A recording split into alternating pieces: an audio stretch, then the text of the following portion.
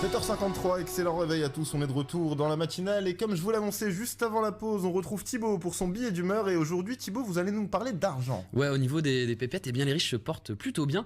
Déjà les milliardaires sont plus nombreux. En 2017, ils ont dépassé la barre des 2000 milliardaires pour arriver à un total de 2158.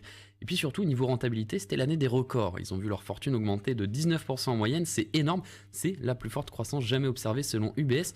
Mais en vrai, qu'on soit honnête, ça doit être chiant d'être riche. Tu sais plus quoi acheter. Genre, c'est stylé, nous on a un peu d'adrénaline quand on veut se faire plaisir. On check notre compte en banque, on fait des calculs.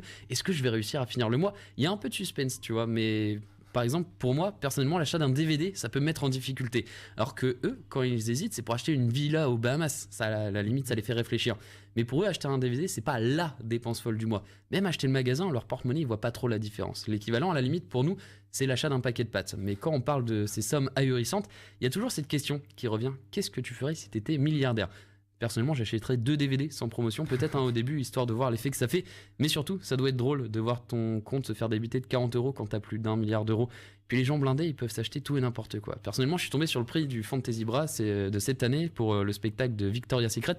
1 million de dollars, il y a plus de 2000 diamants Swarovski. Si jamais quelqu'un m'offre ça un jour, vous pouvez être sûr que je le porte tous les jours. Pas pour une question d'esthétique, je suis pas convaincu qu'un soutien-gorge m'irait super bien. Mais j'aurais trop peur de me le faire voler. Pareil pour les chaussures les plus chères du monde, elles valent 17 millions de dollars. Ce sont des chaussures à talons faites de cuir, de soie, d'or et de pierres précieuses. Mais si un jour je les ai, tu peux être sûr que je dors avec. Alors oui, le sex appeal sera peu présent, mais des chaussures à 17 millions, tu peux me croire que je vais les user jusqu'à la moelle. Alors pour revenir un petit peu sur les riches, t'as à peu près 27% des milliardaires qui nous viennent des États-Unis. Tu m'étonnes que Trump il soit protectionniste et fasse baisser les impôts. Hamdoullah, la consommation, comment elle doit être bien là-bas à coups de millions de dollars dépensés par mois. Mais ils peuvent pas se cotiser et louer la Maison Blanche pour une soirée. En vrai, ça serait super drôle. Ils virent Trump juste le temps d'une nuit et ils font une grosse soirée avec des Mexicains, des Chinois et des Iraniens à l'intérieur. Tu peux être sûr qu'il remet plus les pieds à la Maison Blanche, le Donald.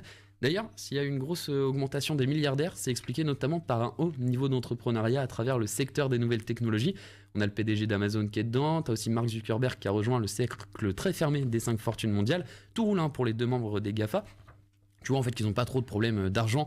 Bon, en même temps, on leur laisse faire un peu ce qu'ils veulent. Mardi, une réunion des ministres européens des finances s'est tenue à Bruxelles.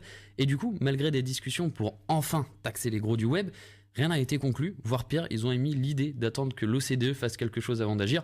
En gros, ne probablement jamais être taxé. Ce qui va permettre à ces multinationales de s'enrichir encore et creuser encore plus l'écart déjà existant entre les pauvres et les riches.